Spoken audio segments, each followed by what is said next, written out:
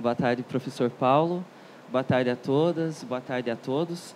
É com alegria que a gente se reúne mais uma vez aqui agora para a conferência de encerramento do A4PEX 2018. Eu vou iniciar fazendo uma rápida apresentação do professor Paulo e, em seguida, passo a palavra para que ele possa, então, proferir a conferência de encerramento desse nosso evento. O professor Paulo possui doutorado em Ciências da Educação pela Faculdade de Psicologia e de Ciências da Educação da Universidade do Porto, especialização em Ciências Sociais e do Comportamento e em Educação e Formação de Adultos. É membro do Centro de Investigação e Intervenção Educativas da Faculdade de Psicologia e de Ciências da Educação da Universidade do Porto, membro da Comunidade Investigativa CAFTE, Currículo, Avaliação, Formação e Tecnologias Educativas da Universidade do Porto e, atualmente, também professor visitante no PPGE da Universidade Federal de Alagoas. No seu percurso profissional, assinala-se as suas atuações como consultor de vários projetos socioeducativos, mediador socioeducativo de formação em secretarias de educação e escolas públicas, assessor técnico pedagógico e formador de professores, coordenador de vários projetos de intervenção socioeducativa com jovens com insucesso escolar, coordenador dos projetos de pesquisa, cotidianos de jovens e repetência escolar, permanência e acesso ao sucesso, culturas organizacionais escolares e suas implicações no trabalho docente, essa última pesquisa realizada no Brasil, com financiamento da CAPES em 2015. É membro da Rede Ibero-Americana de Investigação sobre Câmbio e Eficácia Escolar, RINASE, e membro do grupo de pesquisa Currículos Cotidianos, Culturas e Redes de Conhecimentos, da UFES. Atua principalmente investigando temas como avaliação da aprendizagem e sucesso escolar, avaliação institucional escolar, culturas organizacionais, culturas escolares, culturas profissionais docentes, cotidianos, políticas educacionais e curriculares e filosofia da ciência. Passo agora a palavra ao professor Paulo Marinho, que proferirá a conferência intitulada O Iceberg da Cultura Escolar, Contributos para compreender e repensar a formação e ação docente. E após a fala do professor Paulo, nós vamos abrir para uma rodada de perguntas, ok?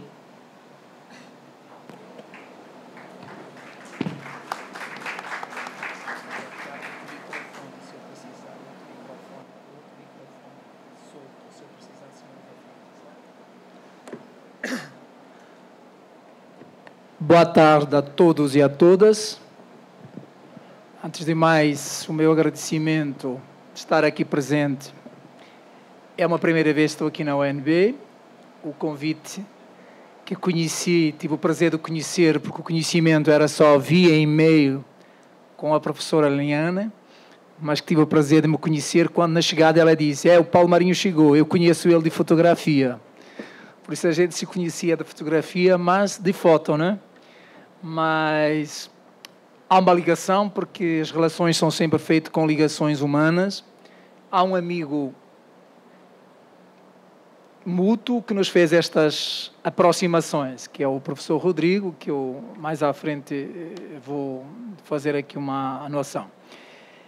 Eu vou tentar falar, dizem que o meu sotaque já está um sotaque muito misturado entre Brasil, o português do Brasil e o português de Portugal. No entanto, como a área da psicologia me ensina, eu sou atraiçoado constantemente com os sotaques, porque já fico meio híbrido, de quando em vez sai o R muito forte de Portugal e de quando em vez sai um R assim mais leve, mais suave, mais latino, mais saboroso, que é brasileiro. E para dizer também, para contextualizar, que eu tenho um caminho feito no Brasil desde 2007, mais especificamente com professor visitante na Universidade Federal de Alagoas desde 2014, e estarei neste projeto até 2019, início de 2020. Ou seja, a minha vida neste momento é ter 2 casas, viver em Portugal 2 meses, viver 3 meses no Brasil, vivo 4 meses, 2 meses em Portugal, mais 4 no Brasil, e é isso mesmo. E eu começo com esta, porque eu acho que é necessário humanizar, e a educação, se não é ela humanizar, acho que a conferência começa com estas fotos, para ver as relações humanas, que são tão importantes em nossas vidas. E vejam só, eu encontrei, em 3 contextos que eu tenho vivido ultimamente nos meus anos da minha vida, na minha hibridez identitária, eu encontrei que os 3 locais que eu tenho vivenciado e aprendido têm água. Neste momento é Brasília, também tem água. É a cidade do Porto, que eu trago a foto do centro, mas aí é para que haja uma pequena inveja e convidar todos a visitar a minha cidade, certo? Que é uma cidade muito bonita. Vejam só, não fica mal ali, mas não fica. E a outra, que é Maceió, a capital de Alagoas, que também é uma cidade muito bonita do Nordeste brasileiro, que eu lhe chamo o Caribe do Brasil, com cidades, com praias lindíssimas, algumas delas desertas ainda, não invadidas pelo mercado e que nos fazem bem estar nestes locais. E neste trio surgem as relações que nos trazem até ao ENB, que eu não tenho que fazer a força de mostrar e agradecer pessoalmente ao Rodrigo, me dar a conhecer a Eliana, como eu disse, que aparece que já visitou a minha cidade e que a gente fez questão de fazer um registro em frente ao Rio Douro, ou em frente, virado para a cidade do Porto. Contextualizando isso e contextualizando mais, inicialmente eu quero fazer algumas notas iniciais da minha palestra. Eu acho que nem é conferência, é uma palestra. Eu não gosto de fazer muito conferências, eu gosto muito de olhar nos olhos das pessoas e comunicar e estarmos juntos para depois até discutirmos algumas ideias, certo? A frieza da conferência a mim não cabe muito bem. Mas para isso eu pensei que eu necessitava de fazer algumas notas iniciais para esta minha fala de hoje aqui convosco. Até para convidar todos vocês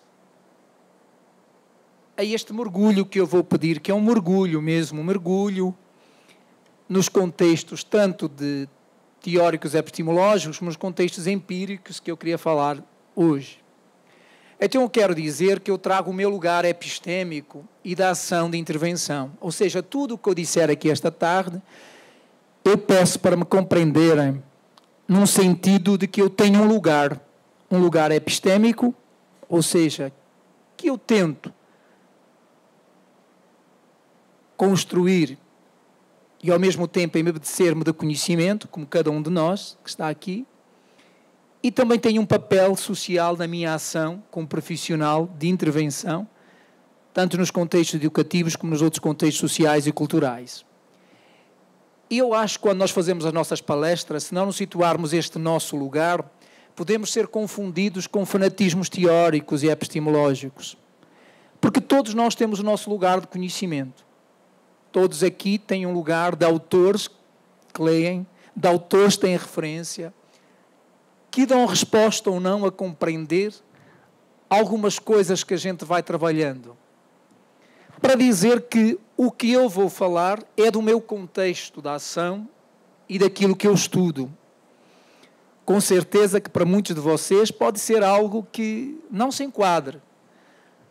O convite que eu faço é que estejamos abertos para ouvir, que eu faço muitas vezes nas palestras de outros, e trazer outros referenciais que possam ajudar um momento para compreender, como diz o título, a pensar ou a repensar o nosso papel e a nossa ação, neste contexto de escola e de formação. Então este lugar ele traz um grande constrangimento, que eu já fui dizendo, que é somos sempre reduzidos ao contexto e à ação que cotidianamente vivenciamos e desenvolvemos. Ou seja, aquilo que possa falar, eu vou estar sempre reduzido àquilo que eu leio e que estudo, e não àquilo que vocês estão e que leem e que estudam. E também o lugar do outro, que pode ser o vosso lugar, como eu falei. E eu fico quando fazemos palestras, nós ficamos nesta hibridez muito complexa e traiçoeira, que é o meu lugar de conhecimento e de produção, e é o lugar dos outros que nos estão a ouvir e que também têm o seu lugar, e que nós tentamos encontrar o nosso lugar. E nesta tarde eu espero que a gente encontre o nosso lugar em partilha do meu e do conhecimento de cada um, certo?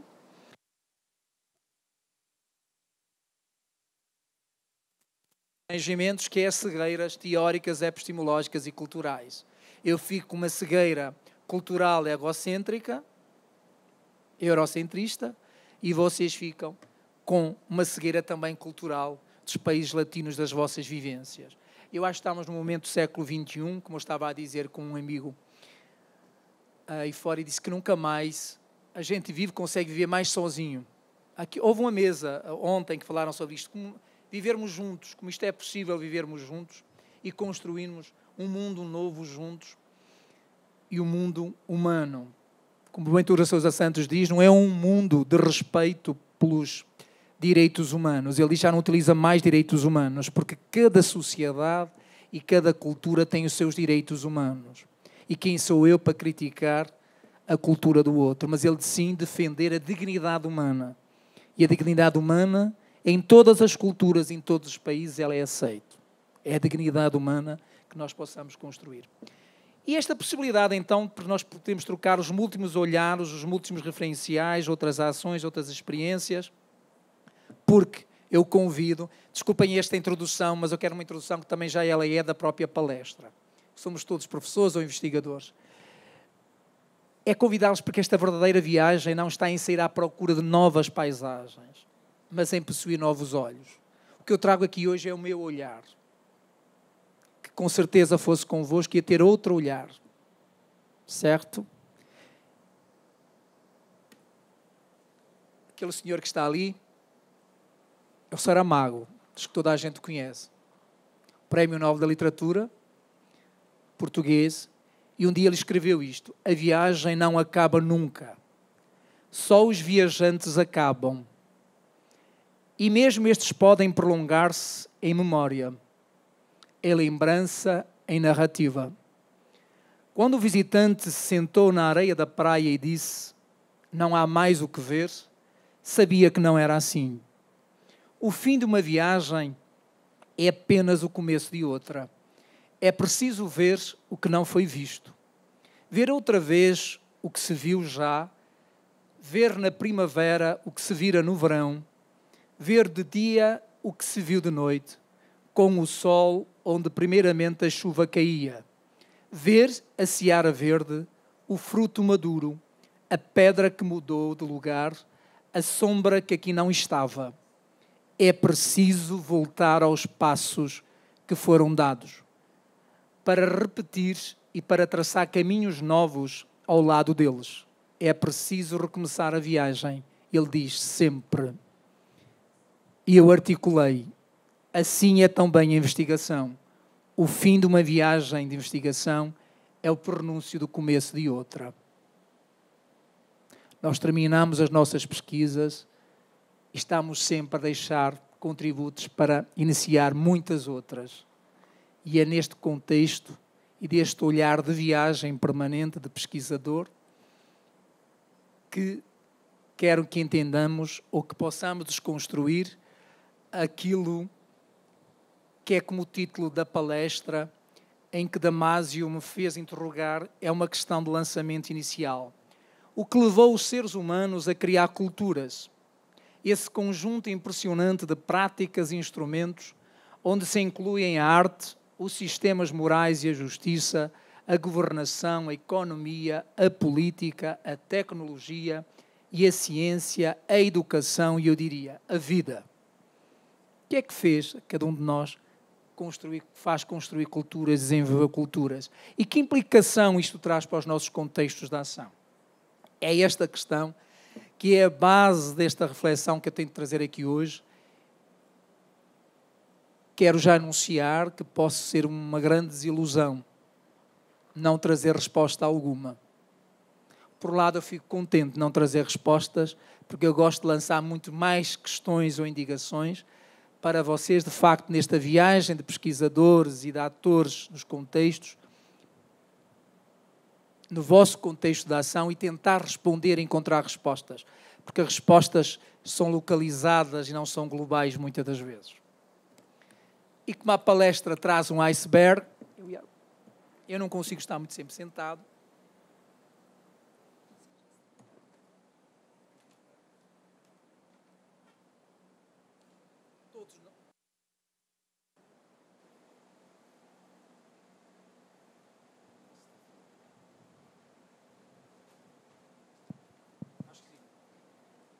Todos nós conhecemos esta imagem do iceberg, pelo menos nem que seja aquele filme do Titanic, não é? Que é perigoso. Começo logo já em provocação. É perigosíssima esta imagem. Ela pode ser a beleza da natureza, quando olhamos só a parte que está submersa da água, mas pode ser terrivelmente perigosa quando não conhecemos a grandeza que suporta a superfície. E é essa metáfora que eu quero trabalhar hoje convosco, é a metáfora do iceberg cultural que estamos embebidos todos os dias e que muitas vezes ficamos só pela parte superficial e não entendemos o que suporta a superfície. Que muitas das vezes a superfície pode ser bela, como pode ser menos bela. Certo? Mas só mergulharmos muitas vezes para além da superfície é que possamos entender o que é que suporta. Então, nesta imagem, eu convido todos e todas a mergulharmos neste iceberg cultural para descodificarmos alguns conceitos, algumas ideias, alguns trabalhos nossos sobre a importância, como diz um amigo meu, a importância da coisa. Não é? E eu costumo responder, pois é, dentro da coisa é que a coisa é. Não é? Dentro da coisa, quando a gente está dentro da coisa, é que a coisa se torna realidade. Se eu trago cultura, a ideia também é trazer este bocado, esta desconstrução, cultura e culturas. Com certeza que já leram bastantes autores que eles fazem de facto esta distinção ou trazem de facto esta discussão de culturas e culturas no plural.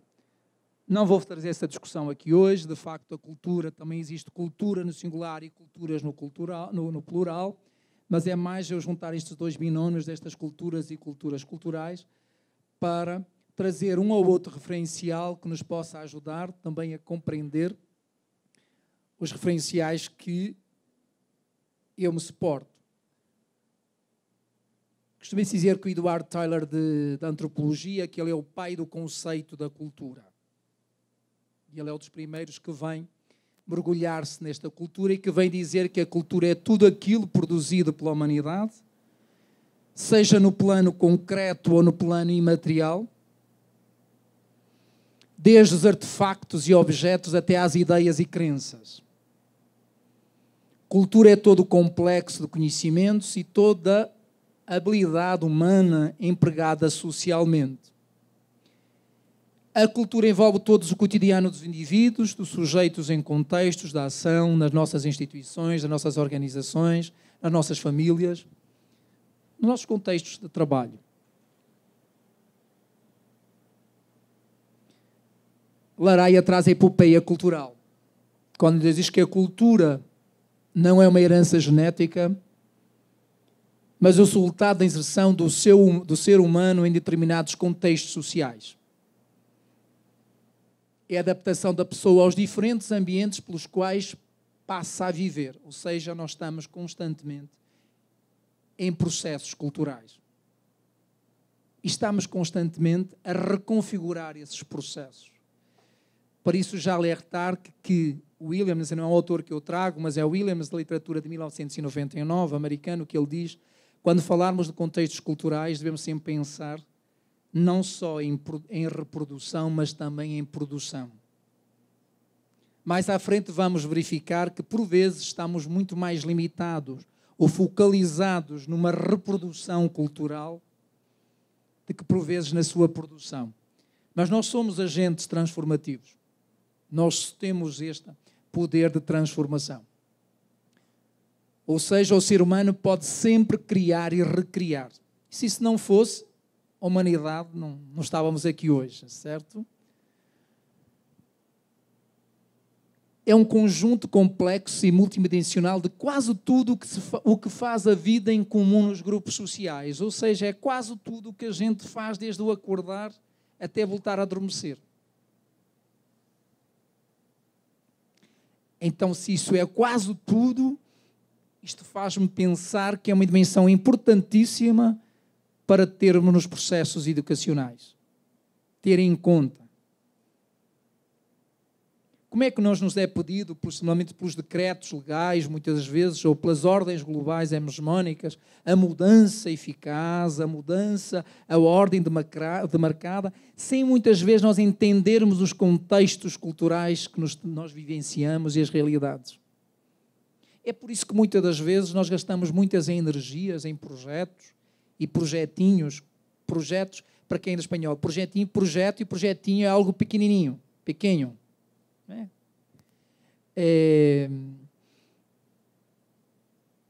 Parecem inférteis, não é isso? Que desgastamos as nossas energias, as nossas forças nos contextos e depois parece que tudo foi... Não é que seja infértil, mas fica com um sabor tipo amargo, não... Porque a complexidade é maior, o iceberg, nós muitas vezes podemos estar a perceber que só estamos na parte superficial do iceberg.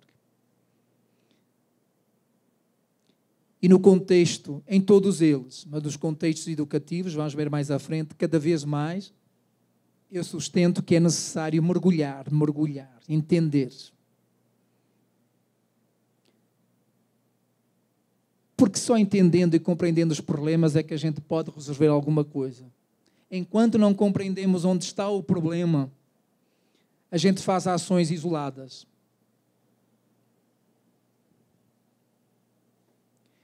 Então, há autores que dizem que há elementos constituintes da cultura. Pode passar? Sendo eles artefactos, valores e crenças, e concepções básicas ou crenças interiorizadas. Keshian, em 96, ele vem dizer, resume isto em 3 elementos, que são artefactos visíveis, valores manifestos, pressupostos básicos. O que é que seriam, ou o que é que são, de facto, os artefactos visíveis no iceberg? É o que está em cima, é a superfície, é o que é visível. É o que vocês neste momento estão a ver do Paulo Marinho, que tem uma camiseta branca, uma calça azul marinho, tem o cabelo ruivo. Os valores manifestos vocês estão a perceber alguns. No fim da palestra vão perceber melhor, porque vão entender alguns pressupostos que eu tenho de estudos. Os pressupostos básicos, dificilmente vocês vão-me embora para Portugal e dificilmente vocês vão me conhecer os meus pressupostos básicos.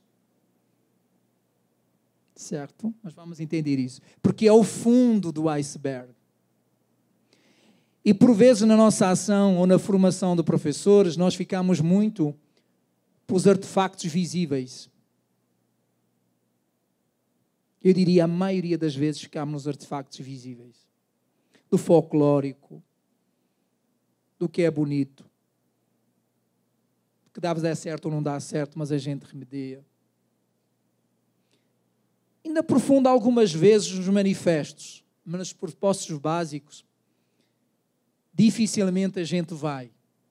Que é aí que nos meus estudos eu demonstro, ou tento demonstrar, que podemos conseguir e está a potência da mudança. É quando... Juarez, pode-me passar para o iceberg lá em cima? Ou não? Ou tem esse aí? Pronto, tá bom. Isto não é meu, não. Está na internet, está aqui, eu não quero roubar de ninguém a figura. Depois fica aí o material, você só clicar no Google, vai buscar esta imagem. A gente tem que ser fiel à fonte, né? Já ninguém inventa a roda, né? A gente vai pensando naquilo que está aí. Como diz o Rodrigo, é na resistido que está posto, que é para ver se encontrar uma coisa mais nova, não é, Rodrigo? Aí a ver se a gente desequilibra, até pode cair junto, mas vamos colocar aí. Pode ser esse meu, não, pode, o que estava, Juarez, o que estava. Isso, vejam só. Então, esta imagem, para mim, que não é também nova, quem inventou esta imagem, quem teve esta imagem da cultura, como iceberg, é Torquato, um autor que traz esta imagem como iceberg, é repetir o que eu disse, é evidente, ou tratado como verdade. O que nós vimos nas organizações, nas culturas, ou que nós temos nas nossas instituições, nós olhamos a nossa ação como o que é verdade, o que é dado como verdade, mesmo que não seja. Nós vamos ver isso depois mais à frente. E depois há um intermédio, que é o que eu conheço, mas é pouco falado. Querem um exemplo? Eu digo isso porque a seguir vou tentar partilhar uma pesquisa feita aqui no Brasil, porque acho interessante trazer o vosso contexto, que não é muito diferente dos outros, não. Este velado é o que o Santos Guerra, colega aí do Pepe, lá do Dixon, já em 2002 escreveu, não é, o lado oculto da organização escolar, que ele diz, o perverso se constrói na organização escolar. Ele começa na organização educacional. Eu, quando digo escolar, também estou a dizer no ensino superior, aqui mesmo. O perverso, a perversidade, culturalmente começa a ser engendrada aí, arquitetada. É quando nós na escola dizemos, aquele professor é um massa, é nota 10. Mesmo que você chegou hoje e alguém lhe diz, qual é o professor? Aquele professor é excelente. Quando você no seu cotidiano vai ver, ele não é tão excelente assim. Ele criou um mito cultural que é o melhor. E para a gestão até é o melhor, sabe por quê? Porque ele é o burocrata que responde toda a documentação na hora, entrega as notas dos alunos, faz tudo, os conteúdos curriculares a nível do currículo, é aquilo que é para dar, é isto que eu dou. Ele está na ordem do dia. Aqui, neste intermédio, se cria culturalmente os vilões das histórias. Ou os heróis. Isto é para tudo. Quando nós fazemos isto com os nossos alunos, como eles fazem connosco e nós entre pares. Não é? E no final está o desconhecido, então, que Gomes, que é um autor português da Universidade de Coimbra, em 2002 ele veio escrever um livro que ele disse que é dentro destes 3 níveis de Xena que nos apresenta culturalmente, que ele diz que nós vamos criando mitos, ritos e histórias. Os mitos são as narrações consistentes com os valores da organização cultural, no entanto, sem qualquer sustentação dos factos. Eu já pesquisei professores em escolas públicas do Brasil e em Portugal e faço essa questão em várias dimensões, por exemplo, do currículo ou da avaliação. Eu pergunto, mas por que é que utiliza a prova, só a prova como instrumento de avaliativo? E ela diz assim, porque sempre foi assim e será assim nesta escola. Ou seja, ele não pensa. Mas, em criar mitos, ele diz assim, porque a prova é melhor para a aprendizagem do aluno. Eu pergunto, mas então por quê? Tem evidências? E ele, não, porque eu sei que é. Mas, eu utilizo a prova porque ela é esta. Tenho na minha pesquisa em 2014, professores portugueses que dizem, a prova é a mais justa para todos. Eu pergunto para sustentar porque é que é mais justa. Ele diz, porque é mais justa. Então não é? E não sabe ir mais além, porque de facto é um mito que criou, e é um mito, acho, global. Claro que aqui estão fatores, vamos ver à frente, sobre as culturas de sociedade, globais e locais, que interferem na cultura escolar. E que nos trazem a ordem para nós criar mitos de que temos ordens do Banco Mundial, temos da OCDE, do PISA, que nos vem dizer que, de facto, quem não estiver na ordem do dia da avaliação, a gente não está dentro do... E ajuda. A importância de hoje que eu quero falar convosco é trazer estes contributos para nós pensarmos todos juntos. Certo? Nem estou a dizer que é certo ou errado, porque vejam só as implicações que isto nos traz a cada um de nós, quando estamos no contexto da ação, que não temos muito tempo para pensar sobre as coisas e que nós somos levados por esta cultura que ela é, no fundo, também trespassada, como diz Leonor Torres, a cultura da escola é trespassada constantemente pela cultura da sociedade que é imposta sobre a escola também. Os ritos que são praticados, todas sabemos o que é que são ritos, E as histórias são as narrativas que informam as normas, os valores e os modos de agir da organização, neste caso.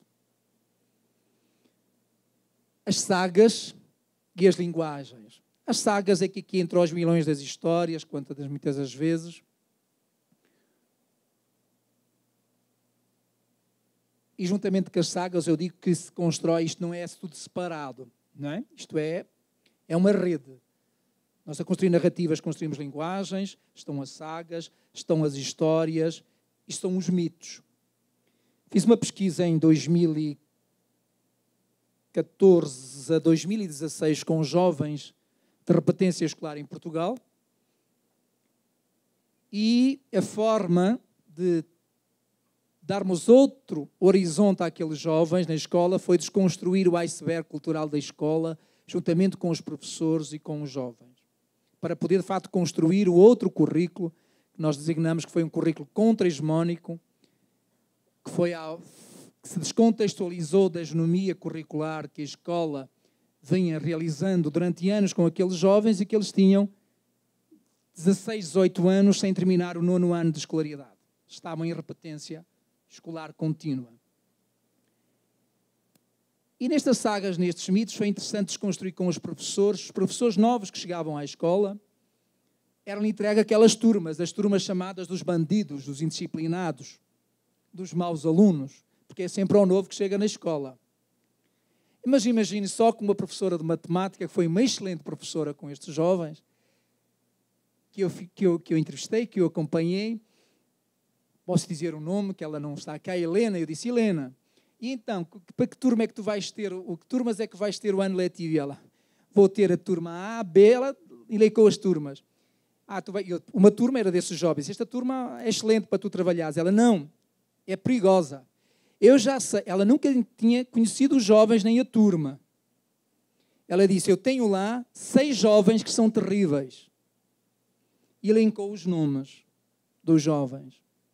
Eu fui com ela observar para a sala de aulas o trabalho dela. No primeiro dia de aulas, que ela entra na sala de aula,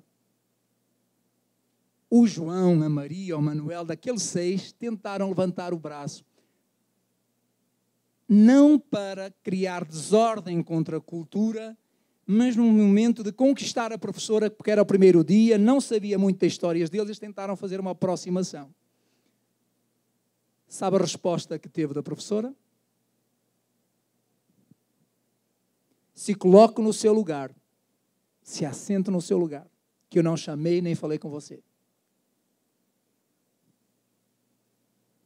Porque aquela professora, uma vez disse que ela estava intoxicada culturalmente pelos mitos, intoxicou-se culturalmente pelos mitos culturais da escola. E nós entramos muitas vezes como pesquisadores também intoxicados, em muitos contextos. Já vamos intoxicados. Mesmo até na intervenção. Isto para nos fazer pensar como, quando estamos em contextos culturais, organizacionais, tentar esta ideia de que ter espaço e tempo para pensar e tentar descobrir o tal iceberg que eu trago aqui, desmontar este iceberg. Não é fácil. Não é fácil. Eu já fui entrando de culturas, dos conceitos mais globais, entramos à cultura escolar, cultura da escola, cultura organizacional escolar. Eu trago aqueles várias designações porque nas pesquisas que eu faço e numa das primeiras que fiz sobre os conceitos, cheguei à conclusão que quando se fala da cultura da escola, cultura nacional, a maioria dos autores referem-se, tem o mesmo sentido. Então, neste mesmo sentido que estamos a falar aqui hoje, é o que eu trago hoje. Mas, especificamente, de autores que trabalham esta cultura escolar, uma das primeiras, que foi a Júlia Dominique de França, de 1993, que ela vem dizer que a cultura escolar é um cofre forte que guarda todos os códigos, comportamentos e discursos. Um cofre forte é aquele cofre que precisamos ter uma password para entrar, não é? Que é difícil entrar. É difícil, eu diria, na metáfora do iceberg, que era difícil mergulhar e perceber o que está. Ela vai dizer que é um conjunto de normas que definem os saberes e ensinados e as condutas. é educar num conjunto de práticas que permitem a transmissão destes saberes e a incorporação destes comportamentos. A cultura de uma organização escolar, dizem vários autores, é ativamente construída pelos seus atores, pelos jovens, pelos funcionários. Mas, muitos autores vêm dizer, essencialmente, ela é construída por um grupo profissional, os professores. Eles dizem isto porque eles dizem que são aqueles que mais poder podem ter na organização, junto das outras subculturas que outros autores designam, que são outras subculturas que existem no contexto escolar. Esta é uma imagem que eu gosto de apresentar e trabalhar para ver onde nós todos os dias, todos, temos este acesso a este trabalho com as escolas. Vejam onde nós nos colocamos constantemente. E para um seminário que fala sobre formação e supervisão, eu acho importantíssimo discutir isto com os nossos estudantes, os nossos alunos, para eles verificarem a arena que são colocados. Porque é uma arena cultural. Nem boa, nem má. É uma arena. E que muitas vezes nós não temos este espaço ou tempo de discutir isto com os nossos estudantes. Por isso é que muitas vezes os tais supervisionados são um fracasso. Por isso é que depois também os estudantes vão à escola e só nos trazem da supervisão ou para o TCC aqui no Brasil, parecem que só trazem algo negativo da escola. Não é? Não é? Parece que vem só o negativo. E assim, vocês não conseguiram ver nada de positivo na escola? E eu costumo chamar a atenção, quando existe algo positivo, acho que a escola estava encerrada, estava fóssil, estava morta. A escola é de vida, tem vida. Só porque vamos enquadrados culturalmente para fanatismos teóricos e epistemológicos que levamos da academia também. Porque se o aluno não analisar segundo a visão que o professor trabalha daquele autor, não vai dar conta. O professor vai dizer assim, não, isso não dá conta. Eu costumo dizer que eu sou bom em divórcios.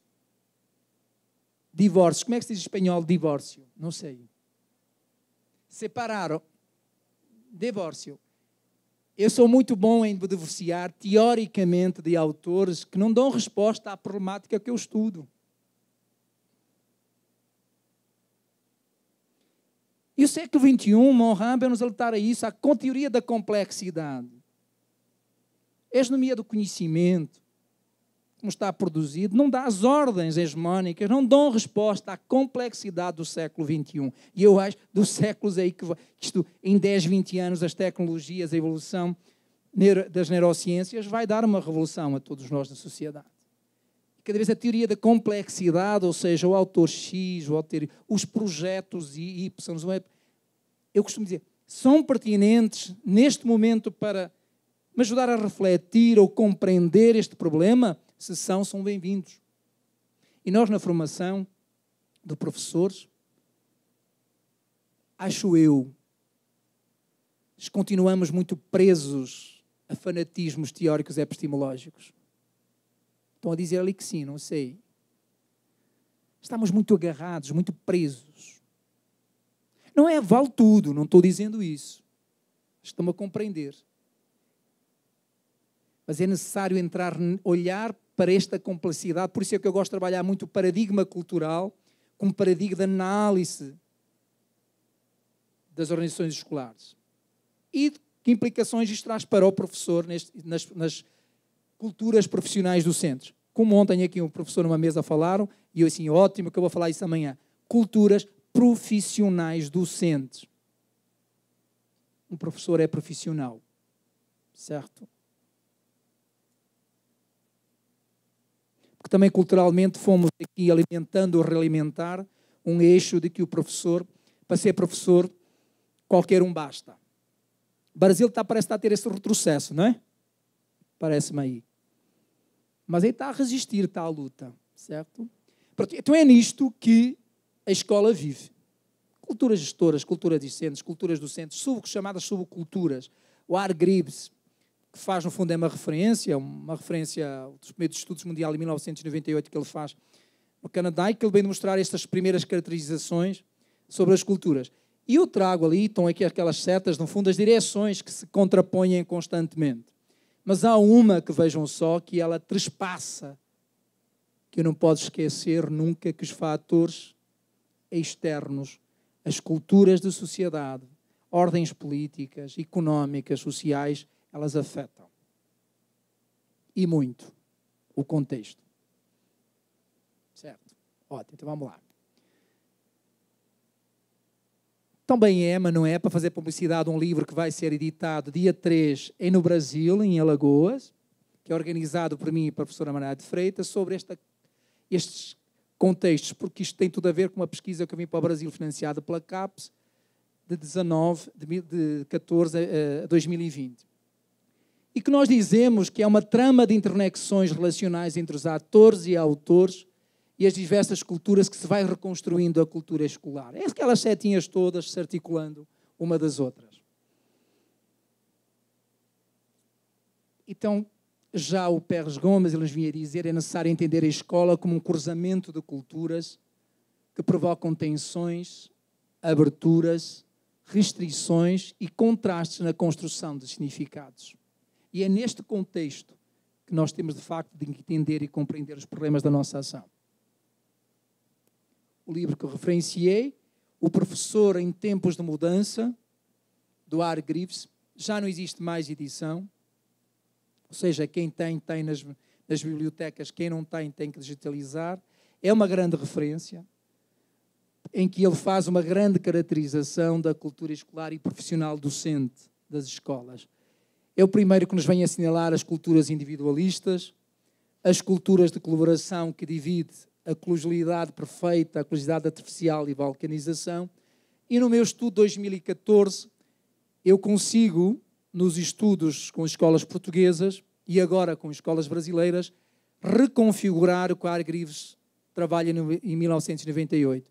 E para vos informar que há algo novo que surge, que além, eu venho dizer que a cultura individualista é uma cultura que leva à conservação pedagógica na escola dos professores, porque ele não tem momento de, culturalmente, partilhar saberes, percepções e concepções sobre a sua prática com o outro, e então nisso muito dificilmente eu tenho esta transformação, porque eu transformo quando eu tenho contacto com o diferente, com o outro, que me desconstrói. A de colaboração, que eu digo de fato que ela é transformadora, quando isto acontece de colaboração efetiva entre os pares, há mudança na escola, há mudança das práticas, há mudança das concepções, as pesquisas vêm mostrando isto. A cultura burocrática é a cultura artificial, ou seja, eu colaboro, mas é preciso o diretor ou a diretora da escola dizer que eu tenho que colaborar. Se possível, até baixar decreto e dizer que às tantas horas, dia X, eu tenho que reunir para dar conta. Ou seja, isto muitas vezes não é negativo, mas o que nós falamos aqui de cultura de colaboração, ela é tipo a essência, é a nata que emerge da cultura da escola. A cultura da enclave, em que nós colaboramos, mas muito fechados em enclave, ou seja, em 2 ou 3 pares, e muitas das vezes com os mesmos pares das áreas de conhecimento. Por exemplo, nas minhas pesquisas que eu tenho mostrado isso, os da matemática reúnem-se muito com os da matemática, os da física com os da física, os das línguas com as da língua, e por isso é que depois temos fenómenos interessantes nas escolas. Uma área utiliza, a nível da avaliação, mais a prova, só como instrumento. Outros até têm uma multiplicidade de instrumentos. A nível do currículo, têm uma concepção mais tecnicista e outros já têm uma mais multicultural. Isto tem tudo a ver com a essência, até de uma formação inicial, e que depois, no contexto da ação, não temos a oportunidade de partilhar e sustentar com os outros o que eles pensam sobre aquilo que eu penso sobre a coisa. E no Brasil vem encontrar, num último estudo, que está um artigo em avaliação aqui na revista, deixa fazer publicidade, Rodrigo, nas linhas críticas, por isso, se for aprovado, vai sair desse estudo, vocês podem depois acessar, se sair, em que vimos já trazer as culturas da apartheid organizacional e profissional nas escolas brasileiras.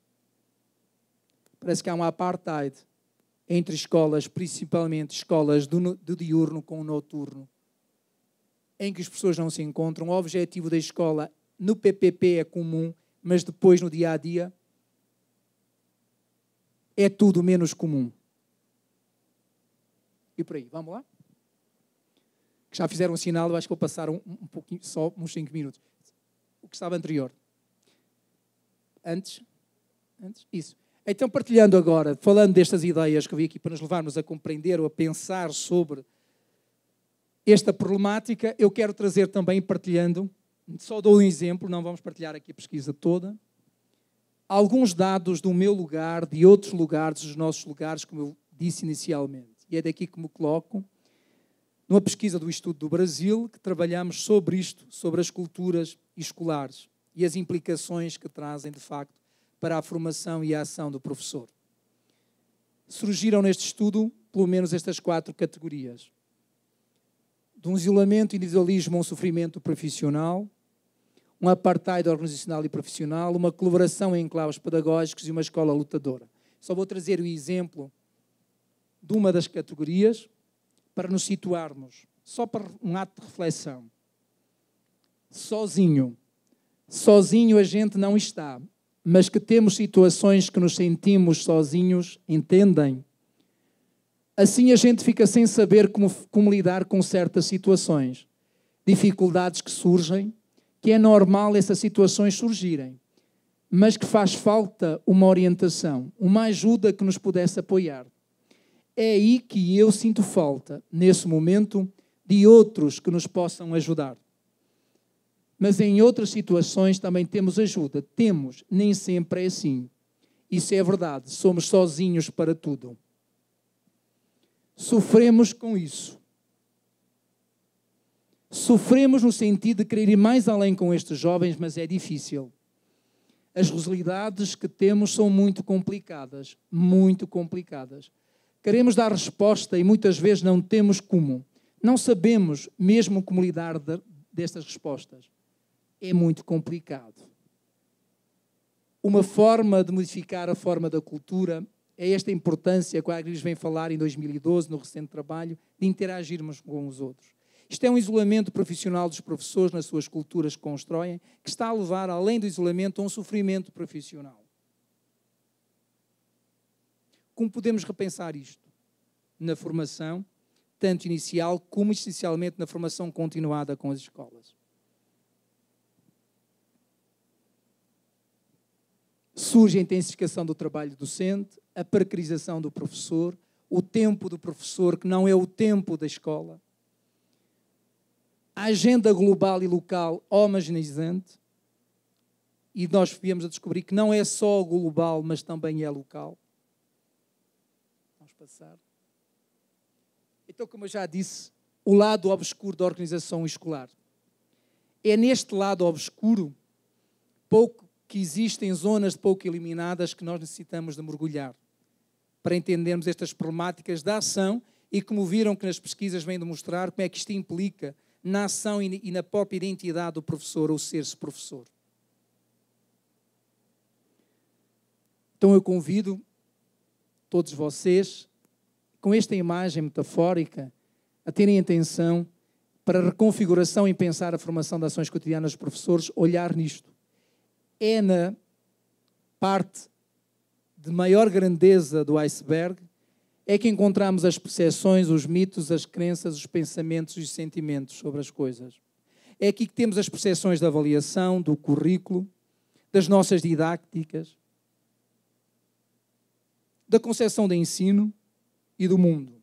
Enquanto na escola não existir esta possibilidade de desconstruir o iceberg, ou entender as percepções, as concepções entre pares, dificilmente se possa conseguir uma mudança efetiva. Eu acabei de dizer isso mesmo.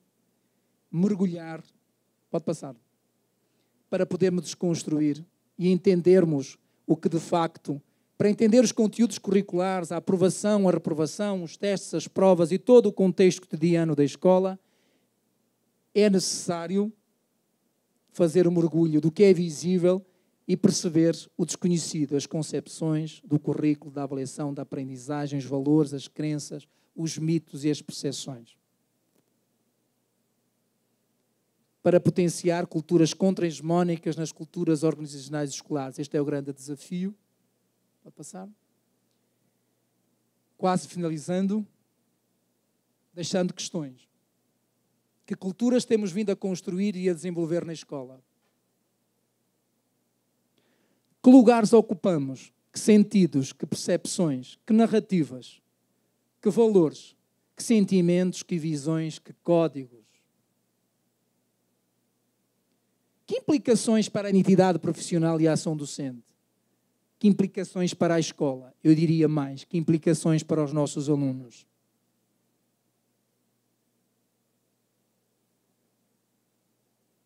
Desafios.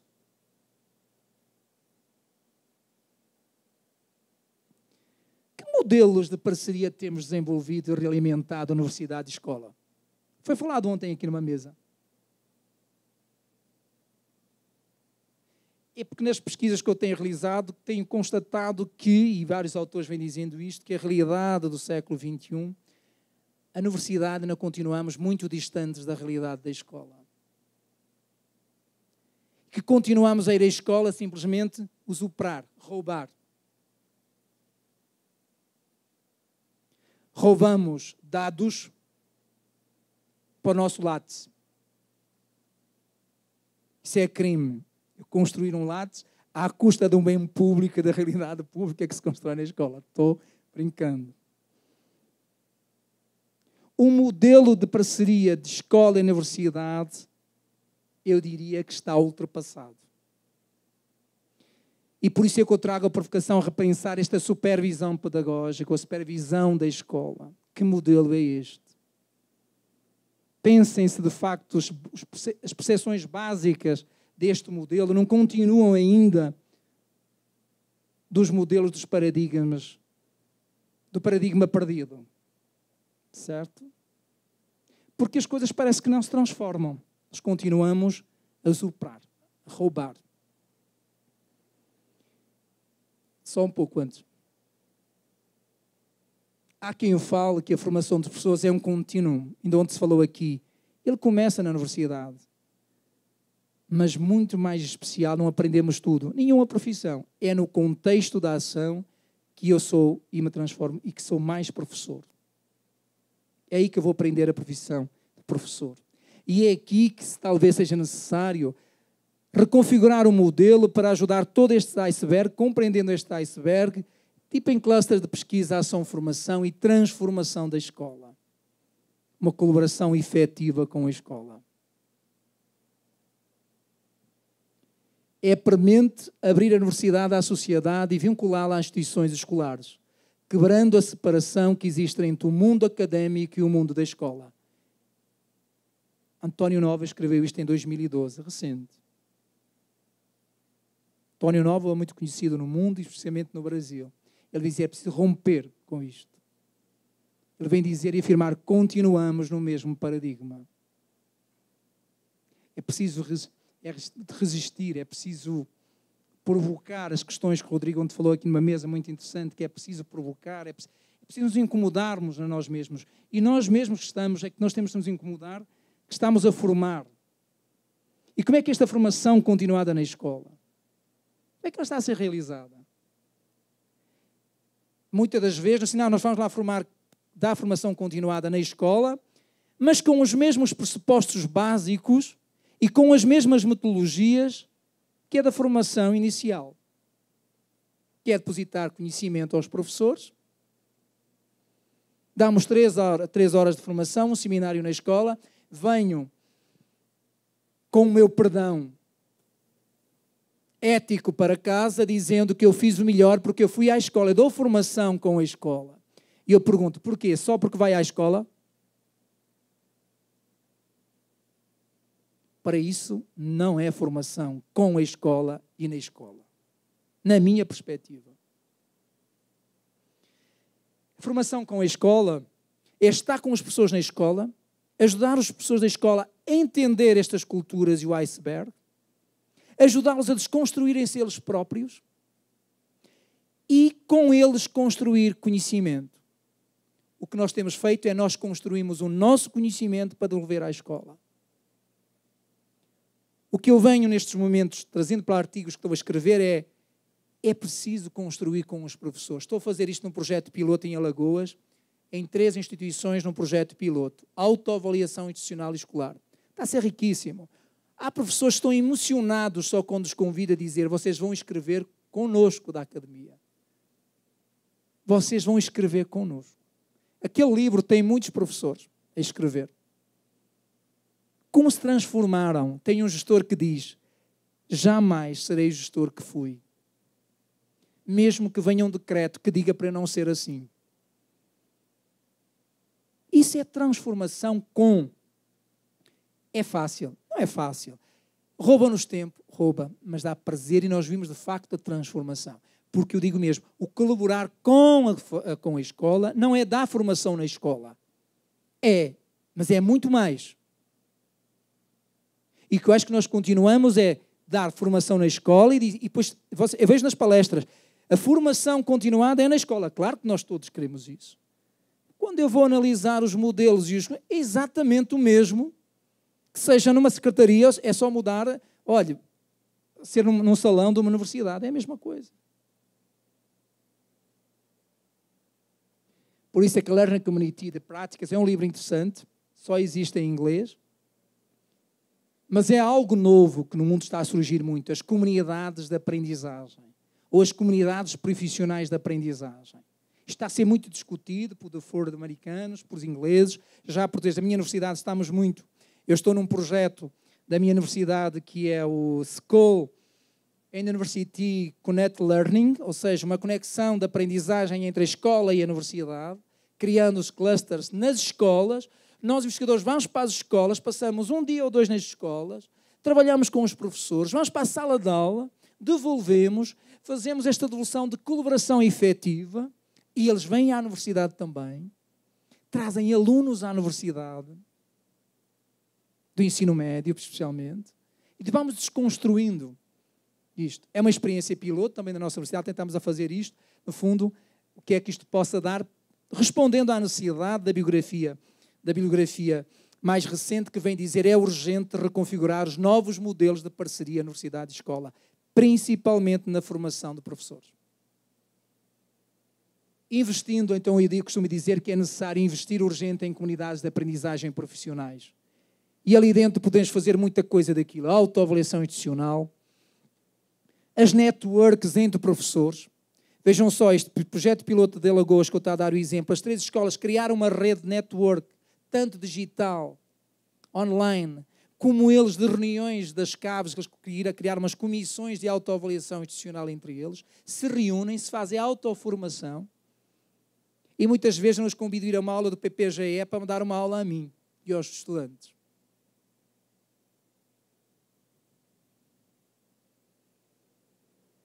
E para conseguirmos de facto, esta responsabilidade coletiva nesta comunidade da prática. Estou terminando. Contexto em que os professores têm a oportunidade de construir ou possam construir, nós temos que oferecer esta oportunidade para eles, força de relação colegial e quebrar as barreiras do individualismo e trabalhar estreitamente em conjunto, usufruindo de uma aprendizagem enriquecedora entre pares. A Hargreaves e Fuller, em 2012, vieram dizer, e é muito recente, que solicitam a emergência de uma responsabilidade coletiva com a escola. Assentem um trabalho colaborativo em redes. Segundo estes mesmos autores, a responsabilidade coletiva consiste na ampliação e aprofundamento da entidade para além de si mesmo, para além de mim, como pesquisador, para além de mim, como professor de uma sala de aula, mas sim de um contexto cultural organizacional. Um trabalho colaborativo em redes que permite uma troca de experiência, de saberes, dificuldades e onde emerge a inovação e uma forma de circular o capital profissional. Profissional.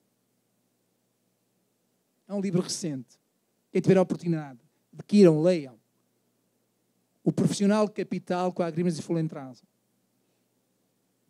O capital humano, o capital social e o capital decisório que é preciso transformarmos as escolas com os professores nesta formação continuada, na formação inicial, nos contextos de estágio. capital humano, que é a humanização do homem na escola, e também ter as grandes vertentes, desde que nós falamos anteriormente, do tempo, do trabalho do professor, o capital social da sua profissão e o capital decisório, em que eles deixam de ser agentes, atores, continuam sendo, mas mais do que isso, na minha perspectiva, são agentes atores, que criam. E aí sim, nós de facto, aí conseguimos, as escolas, conseguem, as pesquisas vêm mostrando isto, fazer uma contracultura à cultura hegemónica. Aí nós somos contra-hegemónicos. Porque quando nós temos a oportunidade de criar e recriar, nós produzimos. E reproduzimos currículos inéditos com os estudantes, com os nossos alunos. Mesmo que haja uma ordem hegemónica, a gente consegue fazer uma contracultura. Isto que eu disse, autor e ator, sistémico. Vamos passar isso. Não obstante, ou não entanto, compreendo que não é de todo facilitado o desenvolvimento deste longo processo, pois as culturas de isolamento há muito instaladas e perpetuadas nas organizações educativas, a gestão conflituosa em todo tempo, monocrónico, administrativo e policrónico da vida, complicam a nossa ação. Contudo, eu acredito, como tantos autores que eu trouxe aqui hoje, como as minhas crenças, trabalhando a cultura, trabalhamos crenças, que é neste tipo de culturas e de comunidades de aprendizagens, no novos modelos, ficarmos a pensar em novos modelos de parcerias e ação, dentro deste iceberg, que possamos, de facto, atingir oportunidades de aperfeiçoamento contínuo de aprendizagem, nas quais os professores são mais suscetíveis de confiarem, valorizarem, legitimarem a partilha do saber especializado, a procura de aconselhamento e a concessão de ajuda dentro e fora da escola. As pessoas ficam mais abertos a isto.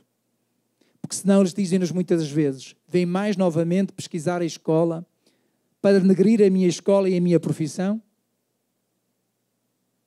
Eu quero ser autor desta construção, em que possa, de facto, sermos uma possibilidade de crítica, mas ao mesmo tempo de transformação dessa crítica e do agente que está dentro da crítica. Porque devolver a crítica simplesmente numa tese de doutorado ou dissertações de mestrado, já digo, não chega.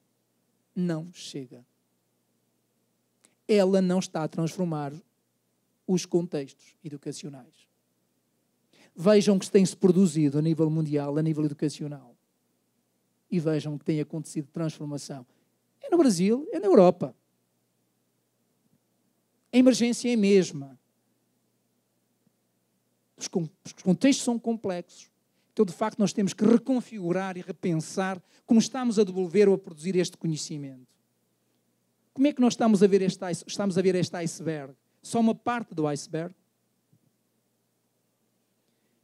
Para terminar mesmo, porque eu acredito que é daqui que possamos todos encontrar um aperfeiçoamento ancorado numa comunidade de aprendizagem no qual todos e com todos aprendam. Obrigado.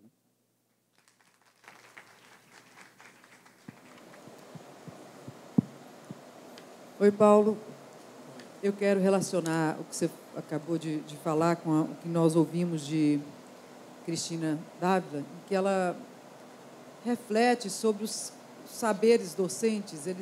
Nós nos acostumamos a ter esses saberes de forma tácita, assim, a gente não declara, é como se a gente sempre soubesse o que é ser professor e que é importante a gente declarar exatamente quais são, o que é esse fazer docente, do que ele é constituído, inclusive para valorizar a nossa profissão, para a gente localizar aí os saberes que são específicos, especializados, que dizem respeito ao professor e que dá essa identidade de professor a nós mesmos. E quando você fala que a ponta a parte que está submersa do iceberg, são exatamente nossas concepções, o que a gente não consegue declarar, você acha que na prática, isso que você propõe da escola tomar consciência do que ela faz, né, da cultura que ela promove, da cultura que ela constrói, que ela comparte, na prática, como que se dá essa tomada de consciência? É necessário que declaremos, é necessário que discutamos, é necessário colocar as cartas na mesa, todos os nossos podres, todas as nossas resistências. É assim que se faz, assim que você faz, assim que você propõe que se faça nesse trabalho de pesquisa que você está realizando?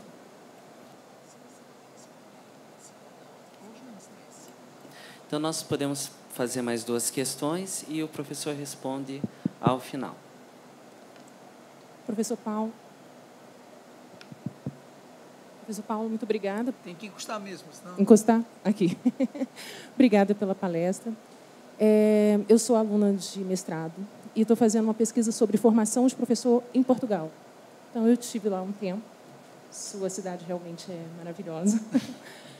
E eu tenho algumas dúvidas, algumas questões. Eu vou colocar aqui apenas uma, né?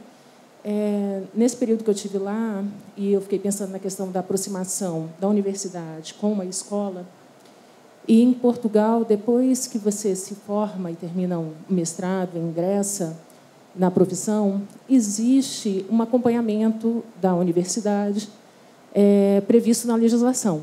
Mas me parece que isso não tem sido realmente efetivo.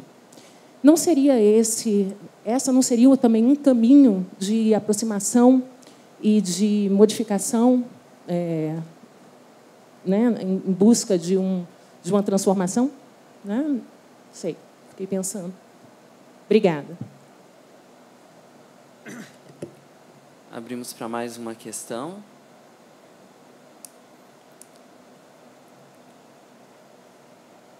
Bom, boa tarde. Eu sou aluna do mestrado também. Quando a gente fazia uma disciplina com a professora Liliane nos apresentou uma obra muito interessante do Miguel Arroio, Currículo Território em Disputa. Hoje, com a sua fala, eu estava fazendo um link lá com aquela disciplina. E eu comecei a pensar que a cultura dentro da escola é um território em disputa também. Eu queria que, então, professor, se você pudesse falar um pouco sobre essa relação de poder cultural que se estabelece dentro da escola entre todos esses atores, né, da educação. E como a professora colocou, qual seria o primeiro passo para a gente tentar, na prática, apontar caminhos? Seria jogar as cartas na mesa? Eu repetiria o finalzinho da sua pergunta.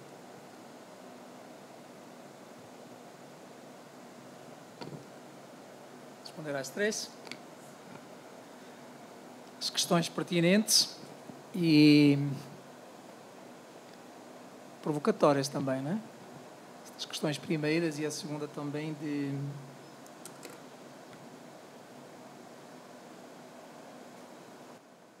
Eu costumo dizer que a escola que não se estuda, a si mesma não aprende. E com isso eu acho que dou resposta a muita coisa. Uma escola que não tiver a capacidade ou a consciência que ela tem que estudar a si própria, ela não vai aprender. Ela vai ser sempre comandada por ordens externas para que siga um caminho ou outro de uma aprendizagem que não é do seu contexto. O que eu quero isto dizer que não é colocando as cartas na mesa, mas de certa forma é colocar as cartas na mesa. Só que não somos, é a própria escola que tem que criar caminhos metodológicos internos. Um deles, no Brasil ainda é pouco construído ou desenvolvido, que é a autoavaliação institucional. E não a avaliação institucional, que é outra coisa. Que há muita confusão aí nas pessoas. A avaliação institucional é uma coisa e a avaliação auto é outra. A autoavaliação, ela vem oferecer... Agora, é uma metodologia, não é colocar umas cartas na mesa em que se cria uma guerra institucional entre pares. Bem pelo contrário. O projeto piloto que eu estou a fazer no Brasil, que está a ser financiado pela CAPES, de autoavaliação em Alagoas, nas escolas públicas da rede de Maceió, elas estão a demonstrar a estas escolas a potencialidade de autonomia e de poder de transformação deles mesmos da sua própria escola. em que os próprios professores dizem não sabia que tinha este poder. O processo, inicialmente, claro, ele começa a conformar, e depois é que eu ligo a parceria da universidade com a escola. O que é que fizemos justamente a parceria da universidade? Foi construir um modelo metodológico de autoavaliação, em que a escola se empoderasse cientificamente sobre o que era autoavaliação, para que até os pares coloquem as cartas da mesa sem medos e sem receios. Porque nós não vamos criar processo de cartas da mesa em que nos vamos colocar, já o Freud dizia, se nos fizer uma autoavaliação para ficarmos mais negridos, não façamos a autoavaliação, não era? Ele dizia, a avaliação é um processo que nos possa levar pela positividade, da transformação da positividade, certo? E não no sentido de nos colocar mais depressivos, até a nível organizacional ou profissional. Isso Freud já escreveu há muito tempo. E que, de facto, este processo metodológico, que as escolas e os seus atores se transformam em autores criativos e, de fundo, reconfigurar as suas práticas, de colocar e de perceber aí, dando resposta, para não ser outra palestra. Eles têm a oportunidade de mergulhar no iceberg. Desconstroem mesmo metodologicamente que percepções temos sobre a avaliação, que percepções temos sobre o currículo, sobre didáticas, e isto depois faz uma agenda de escola coletiva e outra mais. Partilham isto com a comunidade, com os pais, com os estudantes e criam metas de ação, objetivos de transformação daquela escola. Claro que os professores destas escolas, alguns já me disseram que criaram o prazer de ler artigos científicos. E disseram, professor Paulo, eu dizia que não tinha tempo, mas o prazer é tão grande que eu chego a casa, depois de trabalhar em 2 escolas, ainda quero ler aquilo que você envia para eu perceber melhor daquilo da minha prática na sala de aula. Quando um professor me diz isto, eu costumo fazer uma conclusão, está tudo feito. Conseguimos. Quando um professor que nós sabemos tem constrangimentos de tempo, de vida, económica, social, em contextos brasileiros, então, vocês sabem muito melhor do que eu. Enquanto professores têm de trabalhar em 3 escolas para criar os seus filhos, ter um carro e viver num local mais ou menos bom. Isto é complexo. Mas que, de facto, é neste sentido de que, e eu estou a chegar à conclusão, já escrevi sobre isto, que é a escola que não se estuda a si própria, ela não aprende. Eu posso ler o melhor autor de referência. Se eu não me ajudar a contextualizar ou recontextualizar da minha prática, da minha ação, que possa me levar à transformação. O Young já diz uma coisa interessante num artigo que está na revista Pesquisa e Educação no Brasil. Tanto está em inglês como em português. Ele diz, aprendizagem sem produção do conhecimento não é aprendizagem do século XXI. Então a ideia é que nós todos, mesmo a academia e os professores das escolas, para serem estes profissionais, é produzirmos juntos este conhecimento. E que a própria escola, a cultura, seja ela coautora de construção do conhecimento e produção do conhecimento para a transformação das práticas. Relativamente a Portugal, Portugal não foge à ordem mundial que se instala contra os professores, não é? Porque parece que há uma ordem mundial que todos os países transpassam, que há um ou outro que pode fugir na Europa, assim que trata melhor os professores, mas de facto eu já nem sei se é direita, se é da esquerda, se é centrão das políticas, mas tudo tem o mesmo rumo, o mesmo sentido. É professor, é para aniquilar. E, de facto, isso é um processo, tem a ver com o processo de Bolonha.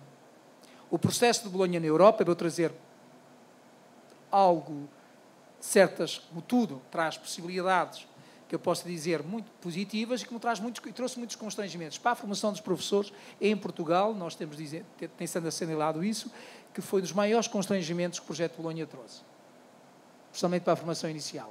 Imaginem só para quem não tem este conhecimento, não sei como é que é em Espanha, Pepe, mas em Portugal é a formação continuada dos professores, já saem com mestrado, já estão integrados no mestrado. Ou seja, todas as graduações em Portugal e na Europa saem todas já incluídas com mestrado. Acontece que o tempo foi reduzido.